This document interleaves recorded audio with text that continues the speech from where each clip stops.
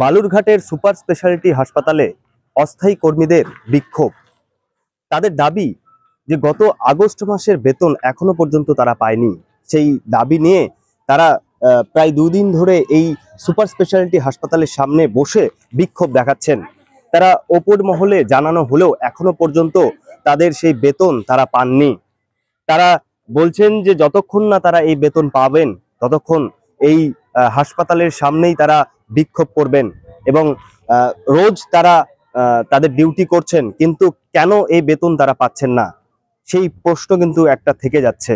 পুজোর মাত্র হাতে আর কয়েকটা দিন, আর পুজো মানেই বাঙালিদের ঘরে ঘরে উৎসবে সবাই মেতে ওঠেন। তারা বলছেন যে তাদের ছোট ছোট বাচ্চারা বাড়িতে রয়েছে, তাদের জামা কাপড় তারা কিনে দিতে পারছেন না। বেতন পেলে তারা এই পুজোর উৎসবে তারাও মাততে পারবেন, মেতে উঠবেন।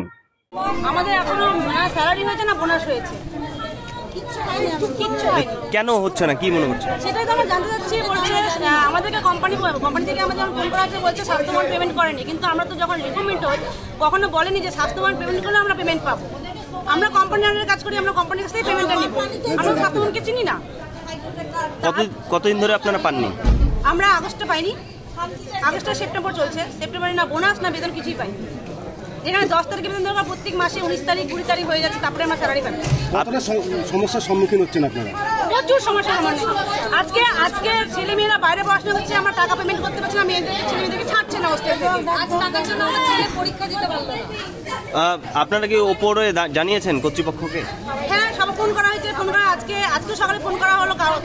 কোনো একজনকে দিয়ে বলছেন, স্যাররা বলছেন আমরা আজকে অফিসে যাচ্ছি, তারপরে জানাচ্ছি।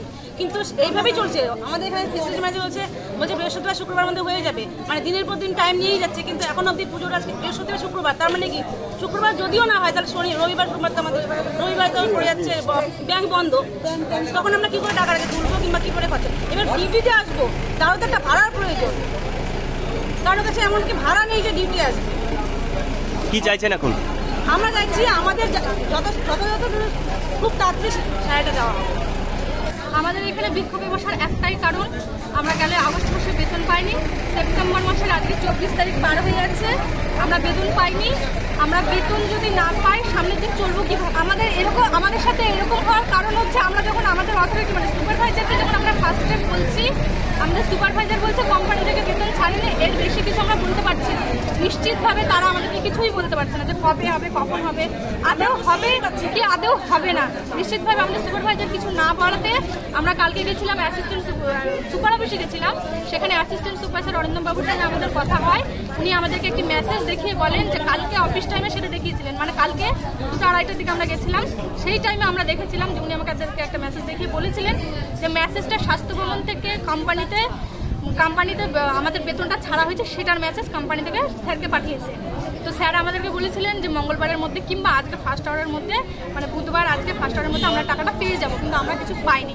আমরা গতকালই স্যারকে জানিয়ে এসেছি, স্যার যদি আমরা পাই তাহলে ভীষণই ভালো, যদি না পাই তাহলে আমরা একদম কর্মবিরতি নামবো, আমাদের কিছু করার থাকবে না। তো সেই উদ্দেশ্যেই আমার মর্নিং ডিউটি শিফটিং শেষ, তবু আমি কর্মবিরতিতে বসেছি যে আমার অ্যাকাউন্টে যতক্ষণ বেতন না ঢুকবে আমি বাড়ি যেতে পারবো না। কারণ আমার বাড়িতে ছোট্ট একটা বাচ্চা আছে যার কাছে আমি প্রতিনিয়ত লজ্জায় পড়ছি। সে আমার কাছে প্রতিদিন বলছে মা আমি কবে জামানো, আমার দুধের বাচ্চাকে আমি প্রতিনিয়ত মিথ্যা কথা বলে যাচ্ছি।